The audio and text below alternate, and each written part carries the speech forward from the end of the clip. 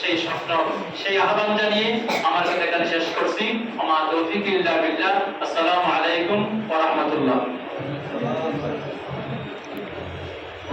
মাশাআল্লাহ, অত্যন্ত অল্প সময়ের মধ্যে চমৎকারভাবে দর্শ পেশ করলেন মোহতারাম জয়নাল আবেদীন মহোদয়।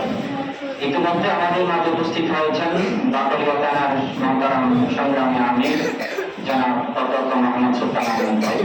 আমাদের মাঝে আরো উপস্থিত আছেন বাকলিয়া থানার মোহতারাম নায়েব আমির জনাব মোহাম্মদ আবুল মনসুর ভাই। এছাড়াও আমাদের মাঝে উপস্থিত আছেন বাকলিয়া থানার শ্রমিক কল্যাণ ফেডারেশনের মহতারাম সভাপতি বন্ধুবর মোহাম্মদ আজিজুল হক। মহতারাম উপস্থিতি, এই পর্যায়ে সংক্ষিপ্তকারী বক্তব্য রাখার জন্য আমি সবাই অনুরোধ করছি আজকের মাহফিলের সম্মানিত সভাপতি জনাব মাহমুদুল ইসলাম চৌধুরী।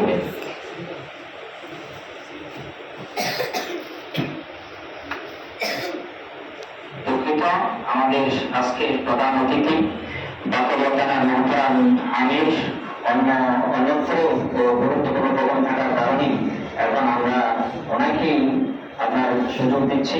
এই পর্যায়ে আলোচনা রাখবেন আমাদের আজকের মাহফিলের সম্মানিত প্রধান অতিথি বাকলিয়া থানার মোহতারাম আমির অধ্যক্ষ মোহাম্মদ সুলতান আহমেদ। অধ্যক্ষ মোহাম্মদ সুলতান আহমেদ।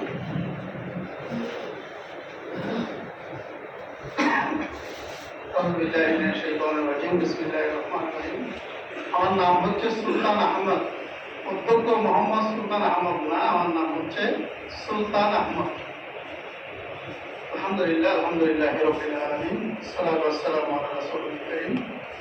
আমি সংক্ষেপে একটা কথা বলে আমার বক্তব্য শেষ করবো, যেহেতু আরো কয়েকজন ভাই আছেন, ওনাদের কথা বলবেন ইনশাআল্লাহ।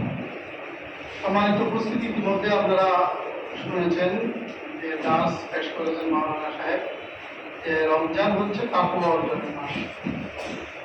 তো আমরা তো রমজান পেয়েছি ইতিমধ্যেই, অর্ধেক মতো রমজান আমরা শেষ করতে চলেছি, আর বাকি অর্ধেক আছে, সেটা দেখবেন চোখের পলকেই শেষ হয়ে যাবে।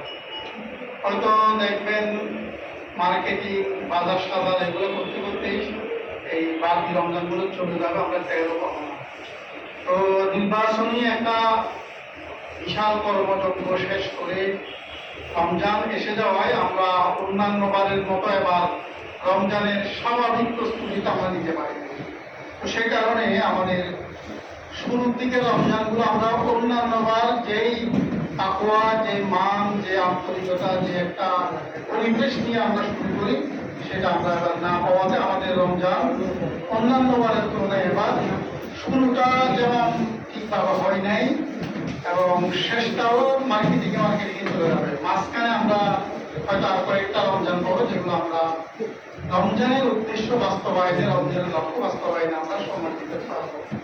সম্মানিত উপস্থিতি, হযরত আলী রাদিয়াল্লাহু তাআলা আনহু রমজানকে নিয়ে একটা কথা বলেছেন, যে হযরত আলীকে জিজ্ঞাসা করা হয়েছিল রমজান সম্পর্কে কিছু হেদায়েত দেওয়ার জন্য, রমজান আমরা কি করতে পারি।